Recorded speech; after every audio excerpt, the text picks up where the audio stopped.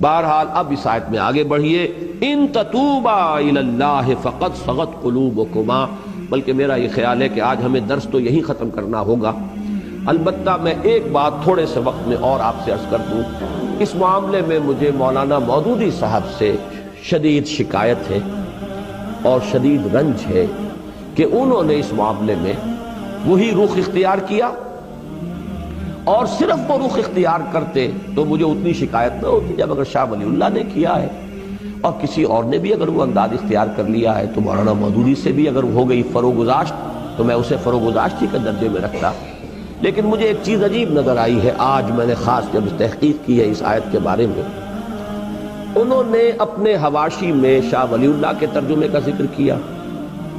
انہوں نے شاہ رفیع الدین کے ترجمے کا بھی ذکر کیا، ان دونوں کے ترجمے کا تو ذکر کیا جس میں کجی کا لفظ آیا ہے، لیکن شاہ عبد القادر کے ترجمے کا ذکر نہیں کیا جس میں کجی کا لفظ نہیں آیا۔ اب یہ جو انتخاب ہے کہ ایک شے کو اختیار کرنا ایک کو نہ کرنا، حالانکہ شاہ ولی اللہ دہلوی رحمۃ اللہ علیہ کے یہ دو صاحبزادے جو ہیں شاہ عبد القادر، شاہ رفیع الدین، دونوں چوٹی کے مترجم ہیں اور وہی سب سے زیادہ مستند مترجم مانے گئے ہیں۔ شاہ عبد القادر کا ترجمہ جو ہے اس کو مانا گیا ہے کہ وہ بامحاورہ ہے، شاہ رفیع الدین کا لفظی ترجمہ ہے، لیکن یہ ہے کہ مستند ترین ترجمے وہی۔ تو اگر شاہ ولی اللہ کا بھی ان کی نگاہ میں آیا اور شاہ رفیع الدین کا بھی آیا تو شاہ عبد القادر کا کیوں نہیں آیا، جنہوں نے اس سے ہٹ کر ترجمہ جو ہے اختیار کیا؟ یہ پک اینڈ چوز جو ہے یہ در حقیقت دلالت کرتا ہے کہ وہ اصل میں زیر اثر ہے کسی غلط تصور اور غلط فکر کے۔ اور اسی میں مجھے یاد آیا ہے کہ حضرت عثمان کے بارے میں رضی اللہ تعالی عنہ خلافت و ملوکیت نامی کتاب میں بالکل اسی کی ایک مثال موجود ہے۔ تاریخ کی کتابوں میں ایک واقعہ یوں درج تھا اور ہے اب بھی کہ ایک جنگ سے مال غنیمت آیا، 5 لاکھ درہم کا مال غنیمت۔ حضرت عثمان نے وہ سارا کا سارا اپنے سالے مروان ابن حکم کو بخش دیا، بس یہ واقعہ آ گیا، ہبہ کر دی۔ اب صرف اس واقعے کو درج کرنے کا مطلب کیا ہے؟ حضرت عثمان نے خیانت کی، وہ مال غنیمت ان کی جاگیر تو نہیں تھا، وہ تو مال جو ہے مسلمانوں کا ہے، 1/5 حصہ اس کا بیت المال میں جائے گا، 4/5 حصہ جو ہے وہ غنیمت کا تقسیم ہوگا مجاہدین میں، یا اگر 1/5 حصہ ہی وہ آیا تھا، 4/5 حصہ وہاں تقسیم ہو چکا تھا، یہ 1/5 تھا تو یہ بیت المال کی ملکیت تھا، حضرت عثمان کی ذاتی ملکیت تو نہیں تھا۔ 5 لاکھ اگر 1/5 تھا تو گویا کہ 25 لاکھ کی تھی وہ، جس میں سے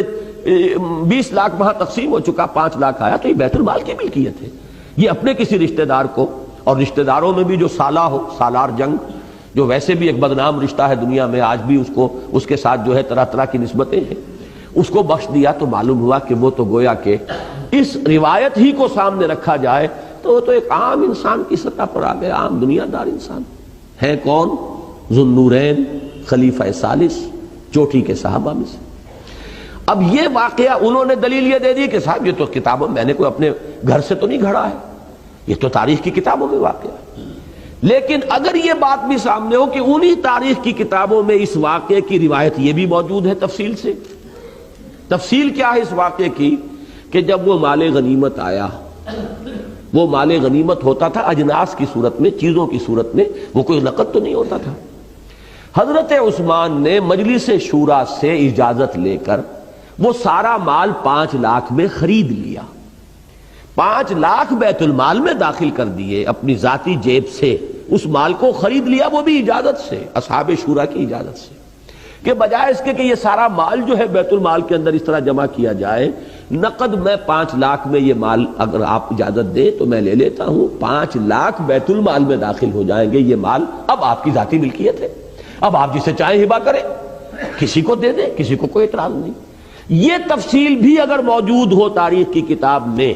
پھر ایک شخص اس واقعے کو جو ہے مجمل بیان کرتا ہے تو معلوم ہوتا ہے کہ یہاں کوئی نہ کوئی نقطہ نظر کی کجی ہے، کوئی ٹیڑھ ہے، کوئی اپنی سوچ کے اندر جو ہے وہ غلطی جو ہے وہ پیدا ہو چکی ہے۔ تو یہ ہے اصل میں وہ بات جس کی مجھے ایک اور جو ثبوت ہے وہ آج ملا ہے کہ اس میں ترجمے جو اس ترجمے کی تائید کرنے والے ہیں کہ دل کج ہو گئے تمہارے، توبہ کرو اللہ کی جناب میں، تمہارے دل ٹیڑھے ہو گئے، راہ حق سے ہٹ گئے، تو وہ ترجمے تو انہوں نے بیان کر دیے، شاہ ولی اللہ کا بھی اور شاہ رفیع الدین کا بھی، لیکن شاہ عبد القادر کا ترجمہ بیان نہیں کر رہے۔ تو یہ میرے نزدیک در حقیقت اس میں جیسا کہ میں نے عرض کیا، میں دوبارہ وہ الفاظ دہرانا نہیں چاہتا، جو ہمارے بعض اکابر کو، مولانا مدنی رحمہ اللہ کو بہت پہلے یہ شک ہو گیا تھا اور انہوں نے اس کا اظہار کیا تھا کہ ان کے مزاج کے اندر صحابہ کرام سے اور بزرگوں سے اور اسلاف سے جو ہے ایک گستاخی کا رجحان پایا جاتا ہے۔ اس وقت تک یہ چیزیں اس طرح کی واضح طور پہ سامنے نہیں آئی تھی، لیکن ہوتے اہل اللہ کے جو کسی چیز کو بھانپ لیتے ہیں، کسی چیز کا اندازہ انہیں کسی کے انداز سے ہو جاتا ہے۔ تو اس قسم کا واقعہ یہ ہے کہ خلافت و ملوکیت تو خیر اس کی بہت ہی بڑی مثال ہے، لیکن ایک مثال مجھے آج ملی ہے اس ترجمے کے اندر کہ سارے ترجمے دلائل کے اندر سابقہ جو ہیں انہوں نے کوٹ کر دیے، لیکن یہ کہ شاہ عبد القادر موضح القرآن، یوں سمجھیے کہ اردو زبان کی پہلی تفسیر، پہلے تفسیری حواشی شاہ عبد القادر رحمہ اللہ، ان کا ترجمہ جو ہے وہاں پر نقل نہیں کیا ہے۔ یہ اومیشن نہیں ہو سکتی، یہ اتفاقیہ نہیں ہو سکتا، اس کے اندر ان کا اپنا ایک چوائس ہے، پک اینڈ چوز والا معاملہ ہے، اور وہی چیز ہے جو میرے نزدیک یہاں نہایت تکلیف دہ ہے۔ تو بس آج اس پر ہم اپنا درس ختم کر رہے ہیں۔ ان تتوبا الیہ فقد صغت قلوبکما، اگر تم دونوں اللہ کی جناب میں بصراحت اپنی خطا کا اعتراف کرتے ہوئے توبہ کرو تو یہی تمہارے شایان شان ہے، اور تمہارے دل تو اس طرف مائل ہو ہی چکے ہیں۔ بارک اللہ لی ولکم فی القرآن العظیم ونفعنی وإیاکم بالآیات والذکر الحکیم۔